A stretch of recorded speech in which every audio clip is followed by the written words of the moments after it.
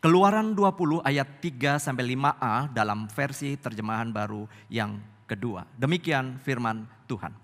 Jangan ada padamu ilah lain di hadapanku. Jangan membuat bagimu berhala yang menyerupai apapun yang ada di atas. Atau yang ada di bumi, di bawah. Atau yang ada di dalam air, di bawah bumi. Jangan sujud menyembahnya atau beribadah kepadanya. Sebab aku, Tuhan Allahmu, adalah Allah yang cemburu. Sampai di sini nanti saudara boleh meneruskan bacaan ini. Ini adalah hukum 10 hukum dan ini adalah hukum yang pertama sampai dengan yang ketiga. Saudara ngobrol dengan beberapa orang nih ya tentang kesan mereka di dalam beribadah. Ya, ngobrol-ngobrol ini, saya hanya menyimpulkan ada 4 orang saja yang kita lagi ngobrol-ngobrol soal ibadah. Saudara, orang yang pertama ketika saya ajak ngobrol, gimana dengan ibadah? Lalu dia mengatakan, Pak, ibadah di tempat gereja X itu saudara, gitu ya, di tempat gereja X itu, wow, benar-benar membuat saya merinding, Pak. Merinding itu maksudnya piye? Maksudnya gimana? Wah, saya bisa merasakan di dalam ibadah itu kehadiran Tuhan saat kita menyembah Tuhan. Terus pujiannya bagus, Pak. WL-nya, worship leader, singernya, wow, suaranya bagus, Pak. Cara mainin musiknya, aransemen musiknya, wow, keren banget. Sound systemnya Pak, wah clear. Dan ditambah lampunya Pak, cuit gitu. Menarik Pak. Jadi pada waktu saya nyanyi, merinding Pak. Merinding dia mengatakan Tuhan hadir. Oke, itu orang pertama saudara. Ada orang yang kedua juga kemudian ketika ngobrol saya tanya gimana ibadahmu. Pak, saya ikut ibadah di gereja X. Wah, jujur saja Pak, saya benar-benar gak bisa menikmati ibadahnya. Berisik. Musiknya itu rame banget, genjreng-genjreng. Wah, rame banget dah. Tapi ruangannya itu gelap Pak, gelap kayak kita mau nonton bioskop gitu. Tapi asik, ada lampunya warna-warni. Seperti lihat konser katanya. Terus you nikmati enggak? Enggak menikmati. Saya enggak menikmati yang demikian. Sebab di gereja saya itu cenderung hening, datar, flat. Ya itu ibadahnya. Jadi saya menikmati di gereja seperti itu. Oke. Lalu saudara-saudara ada yang orang ketiga. Saya ngajak teman Pak. Tapi dia itu komplain terus sejak dia masuk ibadah. Duduk sampai mau pulang semua dikomplaini Pak. Mulai dari musiknya yang gak pas. WL-nya, singernya fales. Belum lagi Pak, khotbahnya pendeta itu monoton, ngeflat. Itu enak Pak buat tidur. Soundnya Pak, wah asik. Ngak-ngikuk nguk gitu. Jadi orang yang ketiga komplain terus dan menilai kekurangan-kekurangan di dalam ibadah. Itu kisah orang yang ketiga. Tapi ada yang keempat saudara. Orang yang keempat ditanya, gimana ibadahmu? Selama ini pengalaman ibadahmu. Saudara, orang ini gak banyak cerita tentang ibadah yang dia ikuti. Dan dia hanya mengatakan, biasa aja tuh. Gimana ibadahmu, dapat firman apa? Biasa aja, gak ada apa-apa, biasa aja. Saudara, dari obrolan-obrolan ini kira-kira nih ya. Saudara yang hadir tempat ini, saudara yang mana kira-kira cenderungannya? Suka yang pertama, bagus semuanya, kemudian di Scotland, lampunya gitu ya saudara-saudara ya. Lalu saudara bisa merinding. Ngerti merinding ya saudara ya? Saya takutnya ini bahasa Jawa, merinding. Itu seperti saudara mau lihat apa gitu loh ya. Atau saudara merasa bahwa ya enak yang monoton saja lah, flat saja. Gitu ya. Paling enggak itu untuk meneruskan saya bisa tidur lah di gereja gitu ya.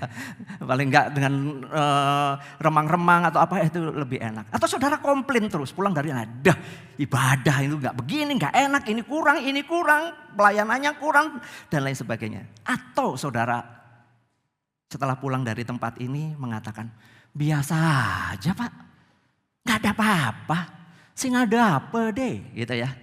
Iya kan, ubur-ubur kan lele. Sing ada apa deh gitu ya. Saudara, apa sih ibadah itu?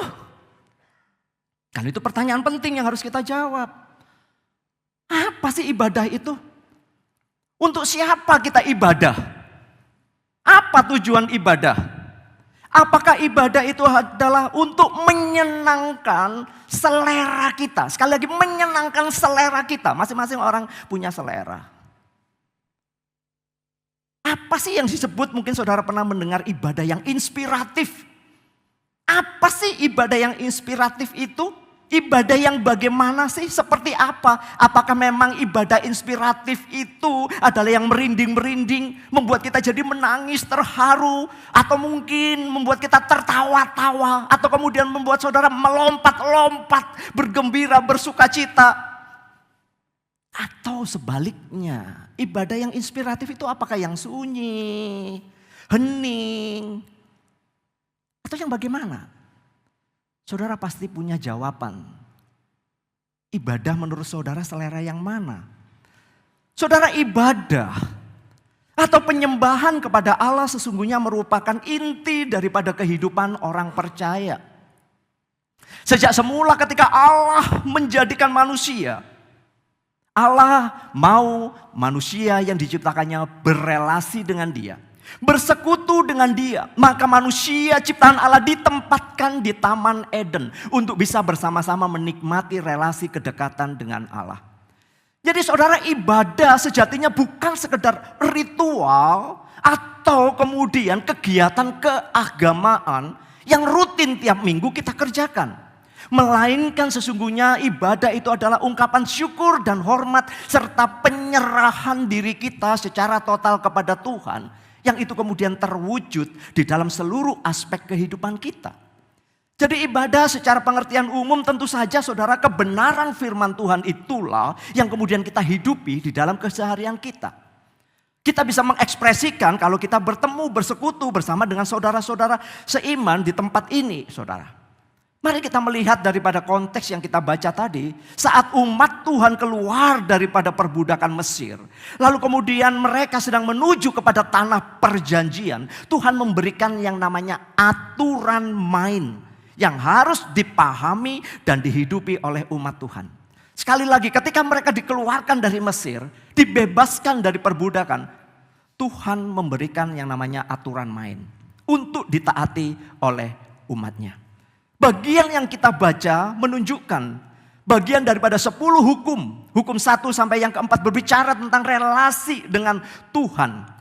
Di sini saudara-saudara kita bisa melihat dari bacaan yang kita baca tadi, bahwa tidak ada Allah lain selain Allah. Yahweh atau seringkali dibacanya adalah Adonai. Tidak ada Allah lain yang bisa disembah selain daripada Allah Adonai. Saudara-saudara, bagian ini harus dipertegas kembali di dalam ayat-ayat mulai hukum kedua dan ketiga, bahwa fokus penyembahan umat Allah hanya tertuju kepada Allah, tidak boleh yang lain. Maka saudara-saudara, Allah Adonai itu hidup berbeda dengan Allah-Allah yang lain, berbeda dengan ilah-ilah berhala-berhala yang lain, karena Allah Adonai, Yahweh itu bukan buatan manusia, bukan diciptakan oleh manusia, tetapi justru Dia adalah Allah pencipta. Maka saudara, ini penting untuk dipahami. Untuk dipahami dulu bahwa menyembah apapun atau siapapun selain Allah adalah penyembahan berhala.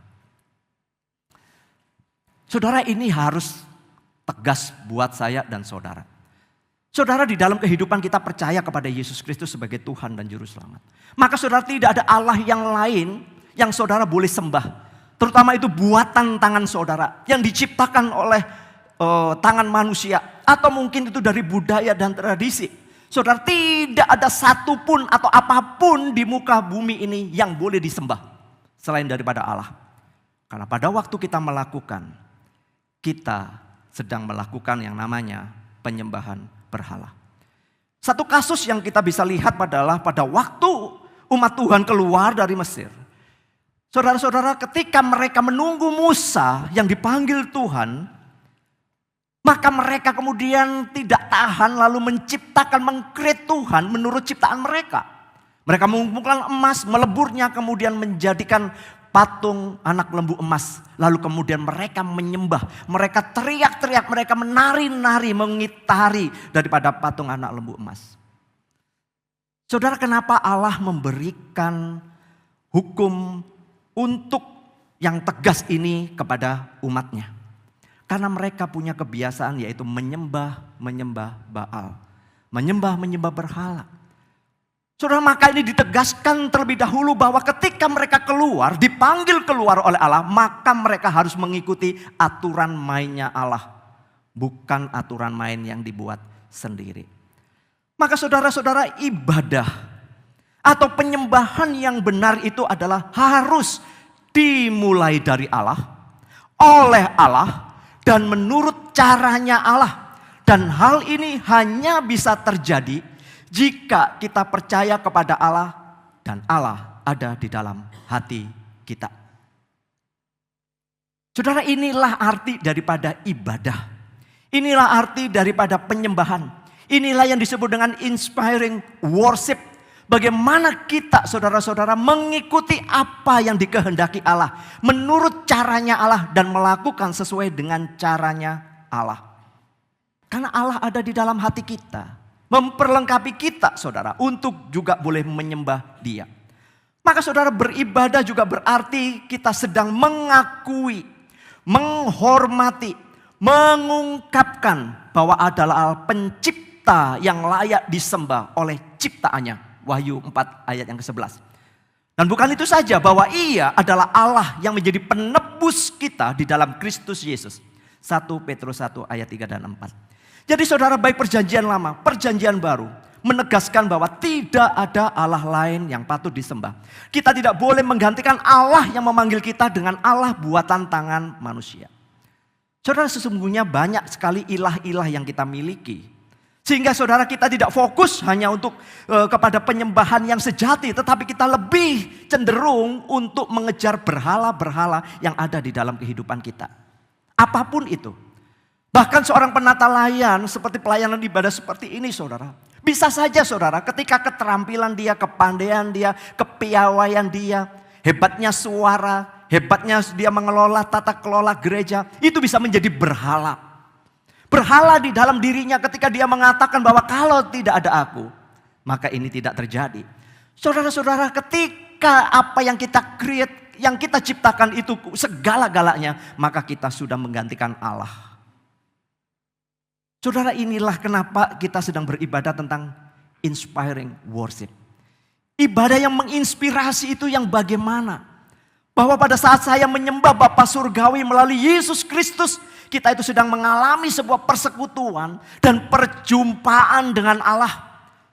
Penyembahan dengan cara kita bertemu dengan Tuhan dan memujinya atas segala kebaikan, atas segala kasih, belas kasihannya, atas segala hikmat, kekudusan, kebenaran, belas kasihnya, kekuatan. Saudara, itulah ungkapan ekspresi syukur kita seperti yang tertulis di dalam Mazmur 100. Maka saudara, saya boleh menyimpulkan seperti ini. Ibadah itu adalah tempat di mana kita bersekutu dan bersatu dalam tubuh Kristus untuk merayakan kasih Tuhan dan apa yang telah Dia lakukan bagi kita. Itu adalah ibadah yang sejati. Pada waktu saya dan saudara ada di tempat ini hanyalah sebuah sarana. Gedung ini adalah sarana, alat-alat musik, sound, LCD, semuanya saudara, ini hanyalah sebuah sarana untuk mempertemukan kita sebagai bagian anggota tubuh Kristus. Kita datang dari tempat yang berbeda, punya latar belakang yang berbeda. punya keinginan yang berbeda, punya selera yang berbeda, tetapi semua dipersatukan. Kenapa dipersatukan? Karena saudara sudah ditebus menjadi milik kepunyaan Kristus. Dan ketika ditebus menjadi milik kepunyaan Kristus, saudara harus mengikuti aturan mainnya Kristus. Saudara, hal ini luar biasa ketika saya menyadari hadir di tempat ini. Saya sudah mengalami yang namanya kehadiran Tuhan. Dan ketika saya mengalami kehadiran Tuhan karena saya sudah percaya kepada Kristus, maka saya juga akan belajar untuk menerima firman-Nya. Bukan hanya menerima, tetapi saudara untuk melakukan, mengaplikasikan secara real di dalam kehidupan kita. Ibadah memang secara rohani akan membentuk kita menjadi orang-orang yang terpisah dari dunia ini. Karena kita dipanggil dikuduskan. Dikuduskan itu dipisahkan. Saudara, tetapi masalahnya kita masih tinggal di dalam dunia ini. Dan ketika saya dan saudara tinggal di dalam dunia ini berarti ada misi di dalam penyembahan kita. Sekali lagi, selama Tuhan masih mengizinkan kita hidup di dalam dunia ini, artinya ada misi di dalam penyembahan kita. Penyembahan kita ini adalah relasi kita dengan Tuhan. Saudara, menyembah adalah bagian daripada relasi kedekatan saya dan saudara dengan Allah di dalam realitas kehidupan sehari-hari. Penyembahan adalah bagian cara hidup kita, menjadi nafas kehidupan kita. Bukan hanya doa saja yang menjadi nafas kehidupan, tetapi ibadah juga harusnya menjadi nafas penyembahan kita kepada Allah. Seperti Rasul Paulus menegaskan bahwa penyembahan itu menjadi sebuah gaya hidupnya. Sebagai sebuah persembahan yang hidup, yang kudus, yang berkenan kepada Allah. Dan ketika dia melakukan itu semua didedikasikan untuk kemuliaan Allah. Bukan untuk dirinya. Inilah pemahamannya saudara. Jadi di dalam perjanjian lama umat Tuhan harus mengikuti aturan main supaya hidup mereka yang sudah ditebus oleh Kristus boleh diberikan, dipersembahkan kepada Tuhan. Di dalam perjanjian baru lebih tegas lagi, saya dan saudara diselamatkan berdasarkan anugerah yang diterima dengan iman. Dan sekarang saya menjadi miliknya Allah. Disitulah saudara kita mendedikasikan, mempersembahkan hidup kita kepada Tuhan. Jadi ibadah sejati itu adalah tidak hanya kita mengalami pertumbuhan rohani secara pribadi, tetapi juga bisa menumbuhkan orang lain. Dan juga menjadi berkat bagi orang lain yang membawa kemuliaan bagi nama Tuhan. Perhatikan kalimat ini. Ketika kita ibadah, bukan saja secara pribadi saudara mengalami perubahan oleh kuasa firman. Bukan saudara pribadi saja, tapi sesungguhnya mengubah teman yang ada di samping saudara. Kehadiran saudara mengubah orang juga yang mungkin itu adalah anggota keluarga saudara. Inilah esensi daripada inspiring worship itu saudara. Bahwa bukan saja saya yang dibentuk oleh Allah, tetapi pembentukan dari Allah akan berdampak untuk membentuk orang lain. Berpengaruh kepada orang lain. Firman yang saya dengar mengubah saya. Dan firman yang saya dengar yang sudah mengubah hidup saya, mengubah orang lain. Ini ibadah. Makanya kenapa tidak ibadah sendiri-sendiri aja di rumah. Nanti saudara boleh lihatlah di renungan gembala yang saya tuliskan. Tapi minggu terakhir saudara akan melihat fenomena-fenomena tentang penyembahan ibadah yang pada terjadi pada saat ini. Tapi saya nggak membahas hari ini. Jadi saudara, ibadah sejati itu harus berpusat kepada Allah. Dilandasi oleh kasih dan kemurahan Allah. Didasari juga oleh ketaatan kepada Allah. Dan disitulah saudara-saudara akan menghasilkan sebuah transformasi. Ibadah yang inspiratif adalah ibadah yang mengubah kehidupan para penyembahnya. Selama ini saudara kita beribadah. Tapi kalau kita tidak pernah diubahkan oleh Kristus, perlu dipertanyakan ibadah saudara. Sekian lama saudara hadir menjadi orang Kristen, ikuti ibadah, KKR, pembinaan, PA, acara-acara KKR, macam-macam apapun. Tapi selama tidak pernah mentransformasi kehidupan pribadi saudara, perlu saudara pertanyakan, apa yang salah dengan yang saya lakukan? Inspiring worship adalah penyembahan yang pada akhirnya akan mengubah kehidupan pribadi kita.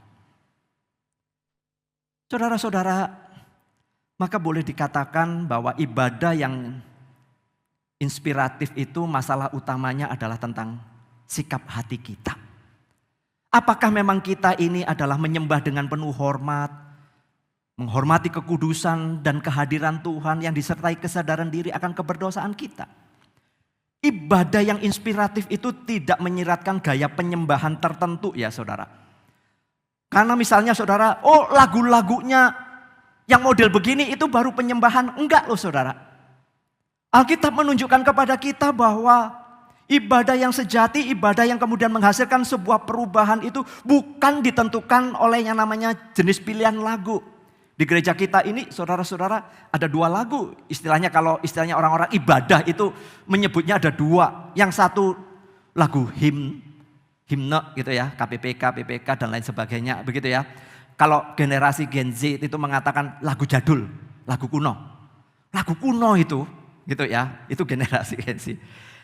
Tapi kita juga saudara menerima lagu yang namanya lagu kontemporer.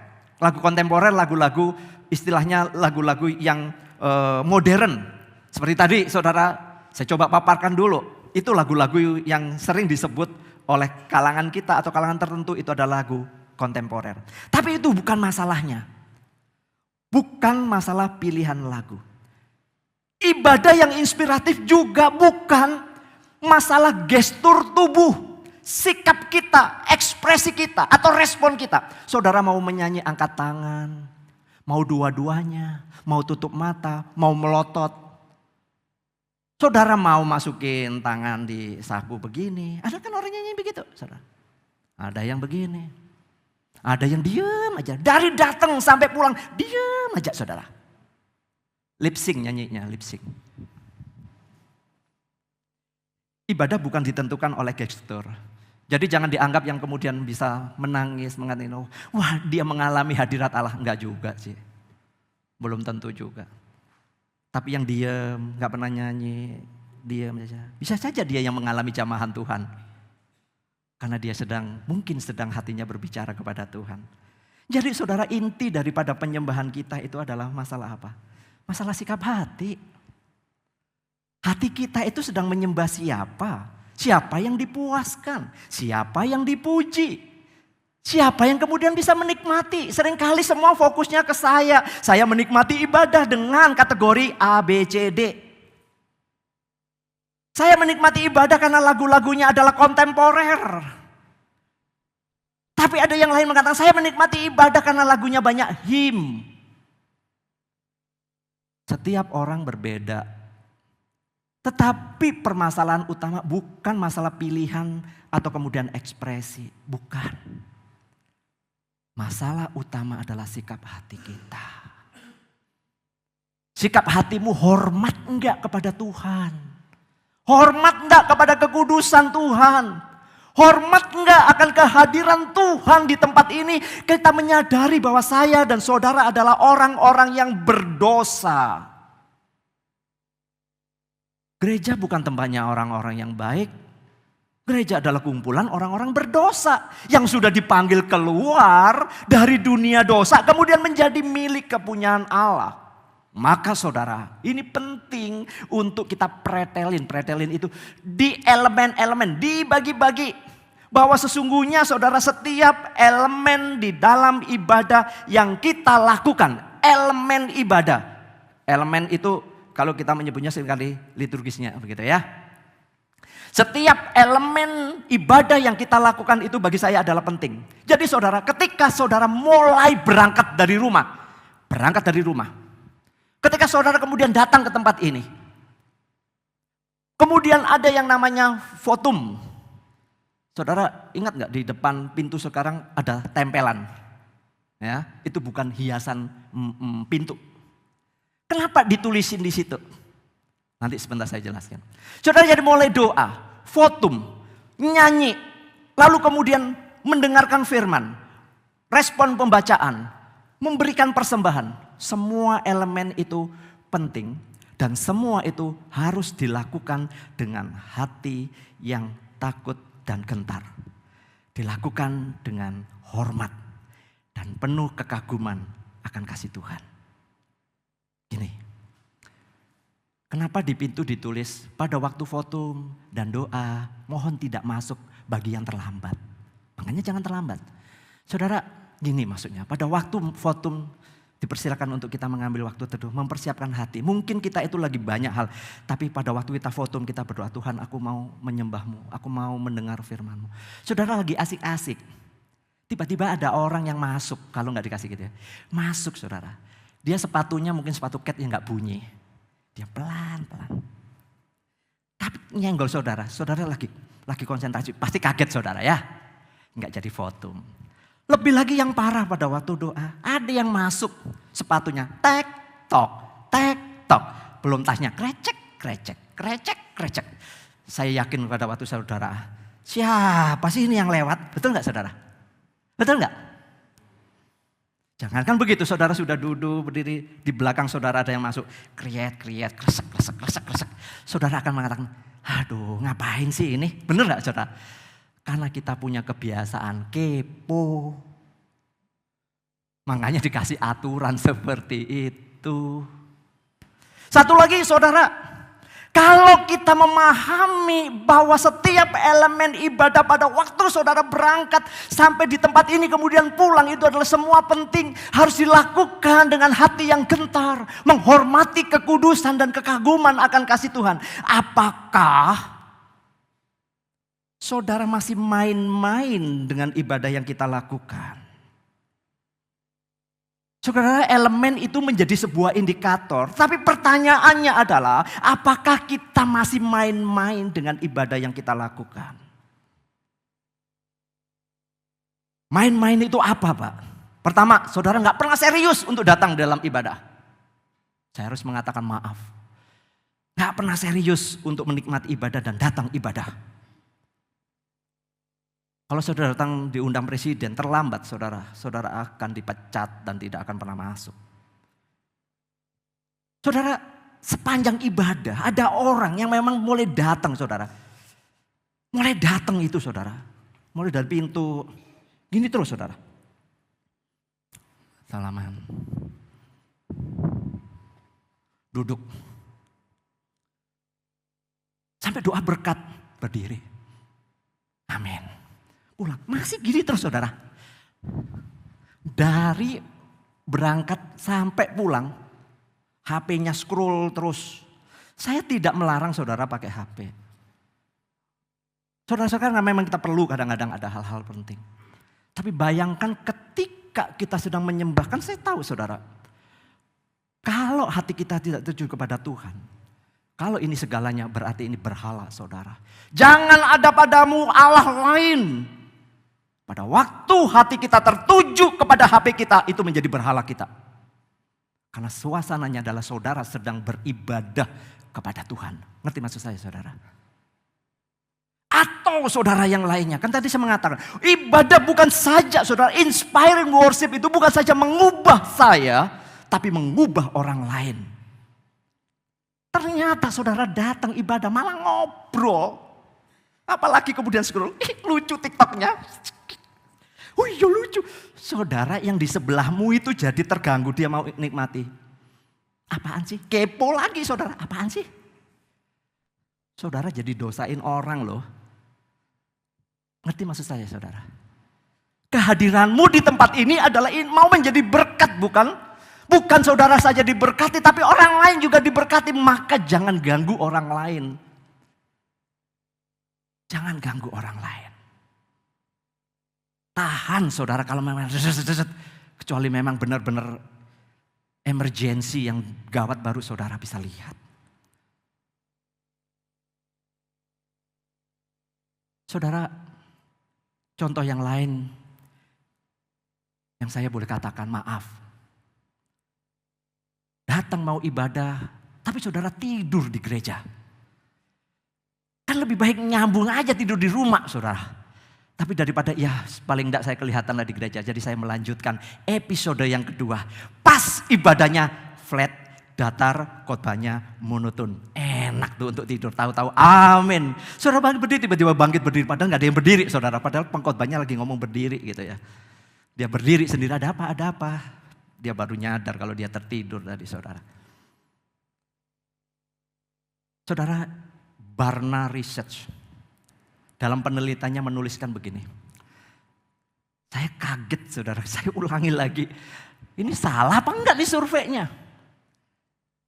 Barna Research mengatakan ini, selama kebaktian minggu, yang mengagetkan saya kalimat ini saudara. 8 dari 10 orang Kristen tidak merasa telah memasuki hadirat Tuhan. Enggak merasa ibadah, biasa saja kata dia. Atau mengalami kedekatan perjumpaan dengan Tuhan. Ini orang datang ke gereja loh saudara. Ini disurvei. 8 dari 10 orang. Artinya kalau ada 10 orang yang ikut ibadah, hanya 2 yang benar-benar menikmati ibadah dan konsentrasi ibadah. Yang 8 ceritanya beda-beda. Ini surveinya Barna. Saya mengikuti surveinya yang ada di Indonesia. Di Indonesia. Namanya BRC, Bilangan Research. Saudara berapa hari saya mengikuti, nanti hari Rabu ada lagi. Kalau saudara mau mengikuti silakan, tak kasih linknya. Saudara dikatakan bagaimana pertumbuhan gereja orang Kristen di Indonesia. Sepanjang tahun sampai tahun terakhir kemarin saudara. Gereja memang banyak. Bangunan gereja, denominasi gereja banyak sekali. Tapi masalahnya orang Kristennya menurun. Menurun. Kenapa saudara? Gereja yang banyak kemudian orang mengatakan, wih itu banyak jiwa-jiwa yang datang ke gereja. Enggak ternyata. Menurun. Artinya saudara ada keadaan di mana sebuah gereja besar karena perpindahan jemaat dari gereja yang satu ke gereja itu. Jadi ada yang rame tiba-tiba gede tapi kemudian ada gereja yang kehilangan jemaatnya. Itu survei. Bukan tambah tapi tambah merosot. Gerejanya tambah banyak iya. Tapi orang Kristennya pindah-pindah. Dan itulah tadi saya mengatakan obrolan 4 orang tadi. Saudara suka yang mana? Disitulah saudara akan berduyun-duyun. Sama bukan pada saat ini seperti kita itu mau di online, mau onsite. Saudara sebenarnya bisa memilih gereja mana. Dan kembali lagi, bukan masalah pilihan saudara. Tapi hati saudara sebenarnya kemana. Saudara-saudara, inspiring worship itu lebih daripada sekedar nyanyian. Lebih daripada sekedar saudara-saudara kita menyanyi dan memuji Tuhan. Inspiring worship itu adalah melibatkan totalitas kehidupan saya dan saudara sebagai milik Tuhan. Yang sudah ditebus, diampuni dosa-dosa kita. Ibadah yang inspiratif itu adalah dikerjakan di dalam ketaatan kepada Tuhan. Ibadah yang inspiratif itu adalah ibadah yang berpusat hanya kepada Kristus dan meninggikan Kristus. Bukan entertainnya. Bukan kemudian pelaksanaannya. Memang sih saudara, kalau ditata dengan baik, diatur dengan baik, nyanyian, WL, singer, latihan dengan baik, semuanya akan berjalan dengan baik, itu memang enak. Gak asal kemudian kita melakukan pelayanan. Semua ditata, tetapi saudara bukan indahnya musik, indahnya artsman, indahnya suara WL ataupun para singer, bukan itu. Tapi keindahan sebuah penyembahan adalah Kristus. Itu dimuliakan apa enggak. Ibadah yang sejati itu adalah mempersembahkan seluruh hidup kita kepada Tuhan. Jadi pada waktu kita datang, bukan hanya di sini, di rumah pun ketika mempersembahkan hidup kepada Tuhan. Itulah inspiring worship. Bahkan ketika saudara sedang bekerja, itu juga ketika mempersembahkan pekerjaan saudara, hidup saudara kepada Tuhan, itulah inspiring worship. Maka saya simpulkan demikian saudara. Ibadah yang inspiratif, inspiring worship itu adalah penundukan diri kita secara total di hadapan Allah yang kudus. Sekali lagi kita datang ke sini adalah menyembah Allah yang kudus. Yang membawa kita semakin hidup selaras dengan kehendaknya. Dan pada akhirnya pada akhirnya ibadah tidak hanya mengubah kita, tetapi juga memperkenalkan Kristus kepada orang lain yang bisa mengubah mereka. Inilah fungsi kenapa kita ibadah bersama. Karena saudara diubahkan, saudara bisa mengubahkan. Kalau saudara melihat pasangan saudara mulai tidak konsentrasi, saudara mengatakan, taruh dulu, yuk ibadah dulu. Paling lama 1,5 jam. Nanti habis itu boleh. Nanti ada yang diobrolin, nanti dulu kita obrolin. Kita mau ibadah. Itu menjadi berkat bagi orang lain. Jangan malah nih belum benar nih Pak Sugianto kepanjangan khotbahnya. Ini sudah 40 menit. Saudara, inspiring worship. Sebuah pertanyaan refleksi yang ingin saya tanyakan kepada saudara sebagai penutup ibadah kita. Saya mau tanya dan ini benar-benar renungkan. Jawab saudara dengan jujur. Apakah Tuhan Yesus senang berada di dekat saudara pada saat ini ketika kita sedang beribadah? Kalau kita mempercayai bahwa Allah itu hadir, dimanapun Allah hadir, Allah bertata di atas pujian, ya. Allah bertata, tidak ada sesuatu pun yang membatasi Allah. Allah yang hadir itu sedang duduk di sebelah saudara. Di dekat saudara. Karena Allah adalah Maha Tahu. Kristus Maha Tahu apa yang ada dalam hati kita. Kira-kira saudara. Kira-kira.